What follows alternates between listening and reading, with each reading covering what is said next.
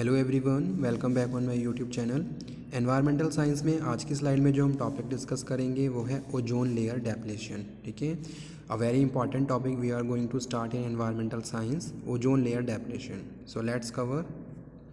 So first of all there is a need of understand about the various atmospheric layer. ठीक है, बहुत सारी layers हैं, layer of earth, atmosphere.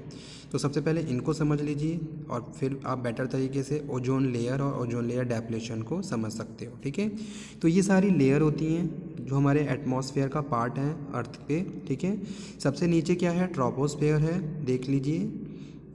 Troposphere में हम बात कर रहे हैं, जो यहाँ पे जो टेम्परेचर होता है वो 15 टू 56.5 डिग्री सेल्सियस होता है। ठीक है, और ये हमारी जो अर्थ से कितनी डिस्टेंस पे है, 12 से 18 किलोमीटर तक। ठीक है, और जो एयर यहाँ पे हम बात कर रहे हैं, हॉट एयर बलून्स होते हैं, पैसेंजर प्लेन्स होते हैं, वो इसी लेयर में होते हैं। ठीक है, ये इसी लेयर में उड़ते हैं।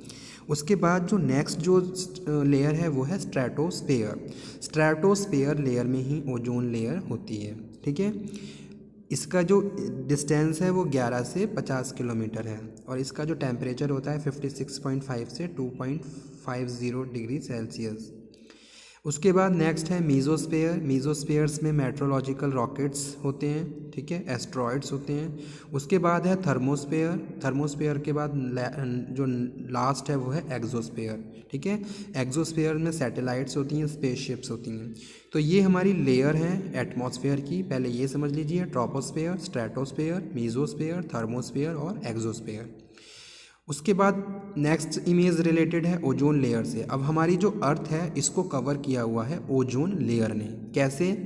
ओजोन लेयर क्या है, हमारे लिए एक प्रोटेक्टिव ब्लैंकेट का काम करती है। जो अर्थ से अल्ट्रा वायलेट रेज जो आती हैं ये उनको ऑब्जर्व करती है और बहुत कम उसकी मात्रा अर्थ तक पहुंच पाती है।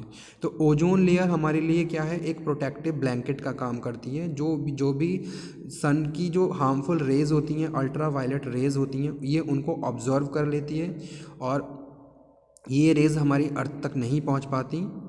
ठीक है, और जैसे कि हम जानते हैं अगर यूवी रेज डायरेक्ट अर्थ पर आने लगें तो जो ह्यूमन बींग्स हैं या फिर जितने भी लिविंग बींग्स हैं अर्थ पे, उनको बहुत सारे मेजर डिसीज़ होने लगेंगे, स्किन डिसीज़ होने लगेंगे और वो हमारे लिए बहुत ज़्यादा हार्मफुल हैं। ठीक है, अब हम ये समझेंगे ओजोन लेयर है क्या और ये किस तरीके से डेप्लेट हो रही है। ठीक है, क्या रीज़न है इसके डेप्लेशन के। So, ozone layer definition. The ozone layer is a region in the earth stratosphere that contain high concentration of ozone. तो जो ओजोन लेयर है ये स्ट्रेटोस्फेयर लेयर में है, जिसमें high layer of high concentration ozone की है and protect the earth from the harmful ultraviolet radiation of the sun. और जो हमारी अर्थ को प्रोटेक्ट करती है, जो भी अल्ट्रावायलेट रेज सन से आती हैं उनको ऑब्जर्व करके। ठीक है, तो ओजोन लेयर एक तरीके से ब्लैंकेट, प्रोटेक्टिव ब्लैंकेट का काम करती है अर्थ के लिए। जो भी ultra violet harmful rays sun से आती हैं ये उनको ऑब्जर्व करती है और उनको अर्थ पर आने नहीं देती। What is ozone layer? The ozone layer is found in the lower portion of the earth atmosphere. ठीक है, it has the potential to observe around 97 to 99% of the harmful ultra violet radiation. सोचिए अगर 97 से 99 तक ये observe कर रही है तो कितना कम परसेंटेज रह गया। ठीक है, coming from the sun that can damage life on earth. अगर ये डायरेक्ट ये रेज अर्थ पे आने लगेंगी तो टोटली जो लाइफ है वो डैमेज हो जाएगी। If the ozone layer was absent millions of people would develop skin disease. ठीक है, अगर ओजोन लेयर नहीं होगी तो इसका इफेक्ट बहुत सारे अर्थ पे जितने भी जीव जंतु निवास कर रहे हैं, जितने भी लिविंग बींग्स हैं, सब पे पड़ेगा। बहुत सारे स्किन डिसीज़ होने लगेंगे और उनका जो इम्यून सिस्टम है वो बहुत ज़्यादा वीक हो जाएगा। ठीक है, scientist have discovered a hole of in the ozone layer over the Antarctica. ठीक है, over the Antarctica.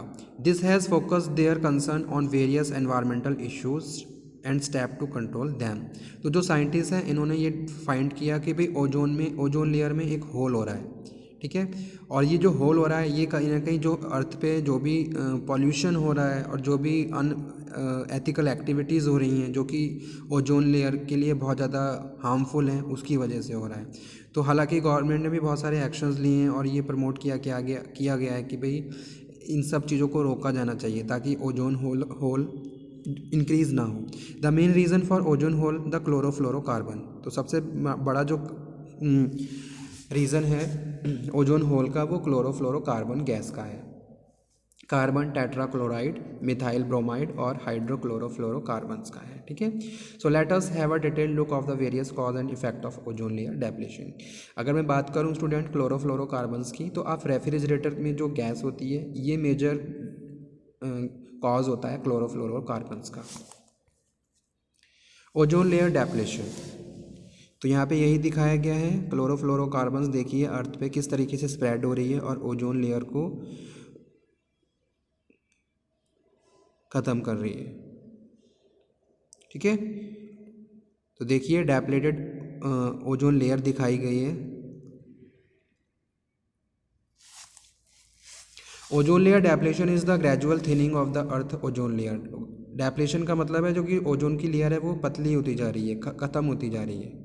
ठीक है, उसकी जो एक तरीके से जो विड्थ है वो क्या है, कम होती जा रही है, just because of the harmful effect which are caused on the earth, चाहे वो क्लोरोफ्लोरोकार्बन हो, ब्रोमाइड हो। ठीक है, इन सब गैसेस की वजह से ये सारी गैसें हमारे एनवायरनमेंट में मिक्स हो रही हैं और ये लेयर पे एक नेगेटिव एडवर्स इफेक्ट डाल रही हैं।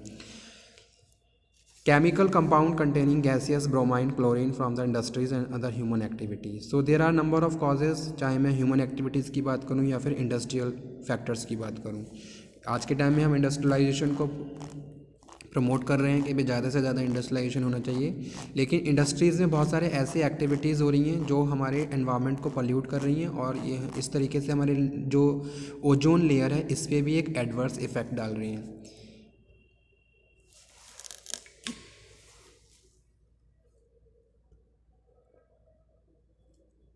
Ozone layer depletion is thinning of the ozone layer present in the upper atmosphere. This happen when the chlorine and bromine atom in atmosphere come in contact with ozone. ठीक है, जब ozone के contact में chlorine या फिर bromine atoms आते हैं तो ये जो ओजोन के जो मॉलिक्यूल्स हैं इसको ख़त्म कर देते हैं।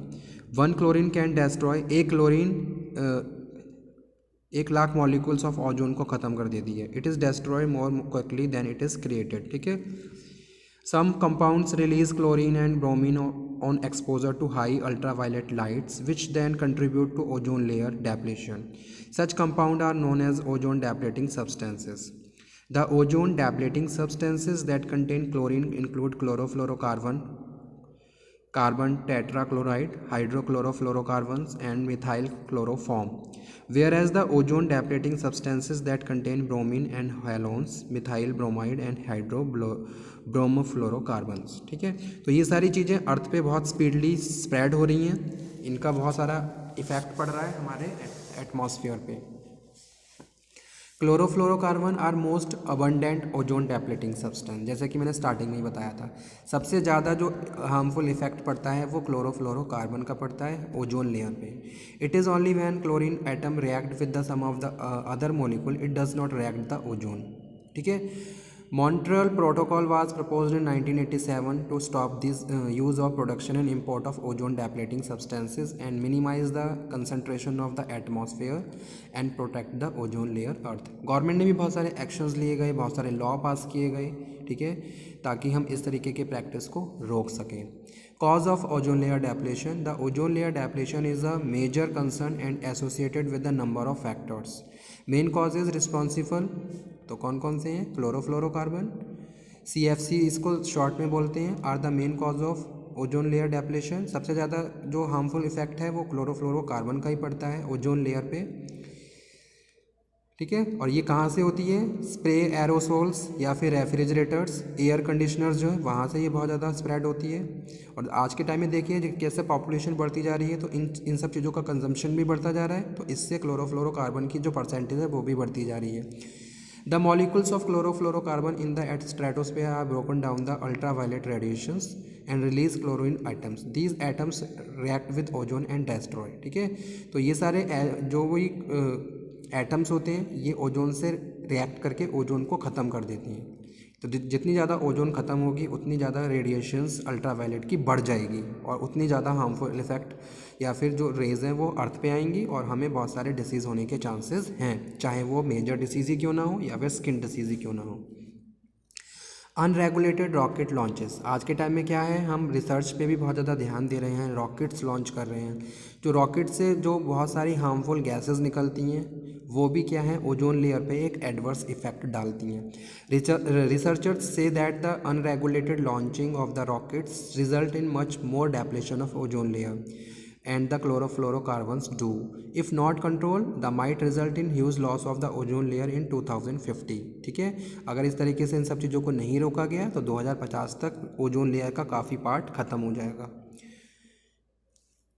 तो देखिए ये एक फिगर फिर से यहाँ दिखाया गया है, अर्थ, उसके बाद ओजोन लेयर को कैसे इसने कवर किया हुआ है। ठीक है, ऊपर से क्या है, देखिए रॉकेट लॉन्च हो रहे हैं और उनका हार्मफुल इफेक्ट इस गैस पे, इस लेयर पे आ रहा है। नाइट्रोजन कॉम्पाउंड्स भी क्या है, एक मेजर कॉज है depletion of ozone layer. Nitrogenous compounds such as NO2, NO, and 2O are the highly responsible for depletion of ozone layer. Natural causes. Ozone layer has been found in the depleted by certain natural process जैसे कि sunspot and stratospheric winds चलती हैं बहुत तेज, but it does not cause more than 1 and 2%। इससे ज़्यादा effect नहीं पड़ता जितना कि इंडस्ट्रियल या फिर जो हम डेली में जो एक्टिविटी कर रहे हैं उसका पड़ता है। Volcanic eruptions are also responsible for the depletion of ozone layer, तो ये भी एक कारण है। Natural causes. The ozone layer has been found to depleted by the certain natural process such as sunspot, तो ये तो हमने कवर कर लिया अभी। So okay, thank you for today's slide. Ozone layer depletion, और जिसके लिए मेन जो रोल है वो क्लोरोफ्लोरोकार्बन का है।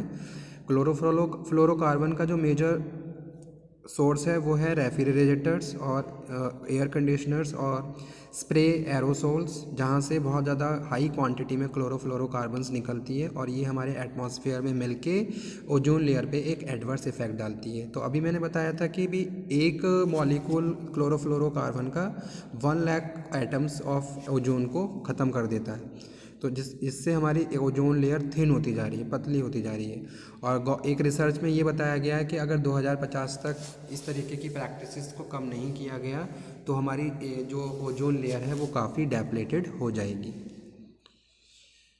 सो okay student, thank you very much for today session. Hope so आपको समझ में आ गया होगा। If you have any doubt, any query, then you can again discuss. Thank you very much.